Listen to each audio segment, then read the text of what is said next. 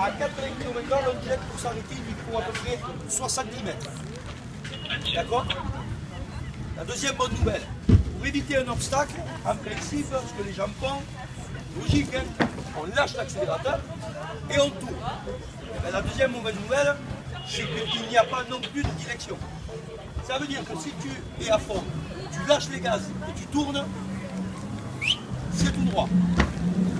Quand on veut éviter un obstacle, on accélère et on tourne en même temps. Et ça, vous ne le ferez jamais. Sinon, vous n'êtes pas habitué. D'accord? Donc, on regarde bien nos distances de sécurité. Pareil, quand je veux faire un demi-tour, je regarde derrière si j'en ai pas un qui arrive à 80 à l'heure. Sinon, c'est le choc.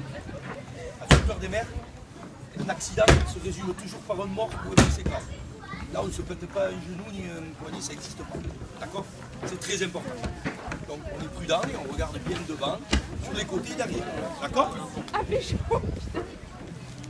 La dernière règle, on reste bien dans la zone pour identifier vos moniteurs. C'est-à-dire qu'il n'y en a pas un qui part à l'Espigate et l'autre à la Grande Monde. D'accord? Restez bien entre les deux moniteurs.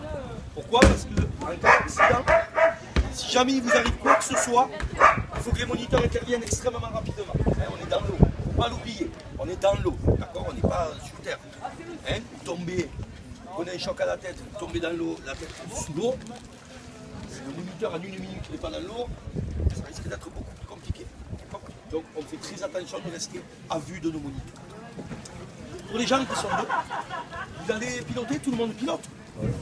Ouais? Pas de problème. Alors, les changements de pilote, je vous explique. Ici, on n'impose rien du tout. C'est-à-dire, on ne va pas vous dire, ouais, non, vous changez à tel moment. Non, c'est pas un problème. Vous faites autant de changements que vous le voulez et quand vous le voulez. C'est-à-dire, si vous voulez changer plusieurs fois de pilote, il n'y a pas de souci. Pour nous, ce n'est pas un problème. La seule chose qu'on va vous demander, eh bien, c'est au départ, le premier changement, c'est de venir près d'un des deux moniteurs qui va vous faire effectuer votre changement. Coupez votre machine, j'arrête ma machine, enlevez le coupson. Ça va pour les gars? Je fais un de chaque côté et je reprends. Ça vous venez vers le moniteur une fois. Après, si vous voulez changer plusieurs fois, allez-y, pas de souci. Mais toujours machine arrêtée, c'est important. Hein. D'accord? Ça va? À la fin de la session, le bateau qui est ici va couper la zone. Coup de sifflet, les bras levés, on se regarde au maximum.